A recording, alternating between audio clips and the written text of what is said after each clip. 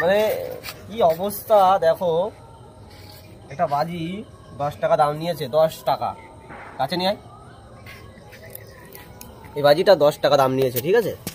এটা তোমরা ভাবো গাইস, দেখো আমি জ্বালালাম, জ্বালানোর সঙ্গে সঙ্গে একটুখানি জ্বললো, জাস্ট একটুখানি জ্বললো, ব্যাস।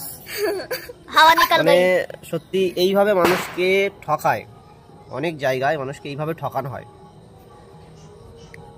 দোকানদার বিক্রি করছে বাজিগুলো 10 টাকা করে দাম, মানুষকে এইভাবে ঠকানো মানে ঠিক না।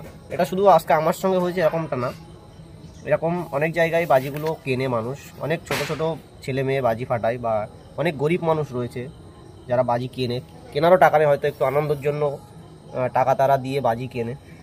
10 টাকাও তাদের কাছে অনেক। একটা বাজি 10 টাকা দিয়ে কিনে যদি এরকমভাবে ড্যাম পড়া বাজি বিক্রি করে, তাহলে জাস্ট কিছু বলার নেই। তোমরা কি বলবে বলো? কিচ্ছু বলার নেই। এখন এটাকে ফেলে দিতে হবে। 10 টাকা দেখলে তোমরা সামনেই।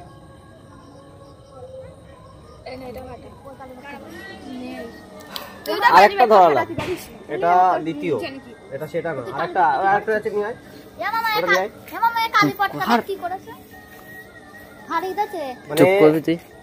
ওটা তো গেল, এই যে প্রথমটা এটা, ঠিক আছে? প্রথমটা এটা ধরালাম, তোমাদেরকে বললাম। দ্বিতীয়টা এটাও ধরালাম, ভাবলাম যে এটা অন্তত ভালো হবে হয়তো, কিন্তু না, এটাও একই, ঠিক আছে? ওটা তো ধরেছিল, এটা ধরেইনি, এটা একদমই ধরেনি। তাহলে কিভাবে বিশ্বাস করবে বলো যে ভালো খারাপ বলে চালিয়ে দিচ্ছে, মানে খারাপকে ভালো বলে চালিয়ে দিচ্ছে? এটাই হয়েই আসে, এটাই হয় আর কি, সব জায়গাতেই হচ্ছে গিয়ে এমন 2 নম্বরই।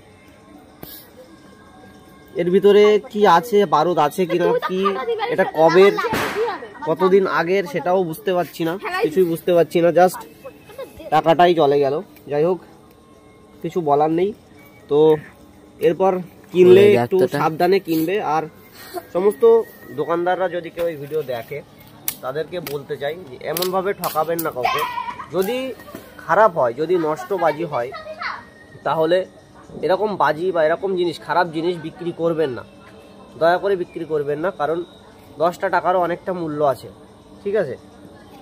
তো এটাই রিকোয়েস্ট যে এরকম কাজটা করবেন।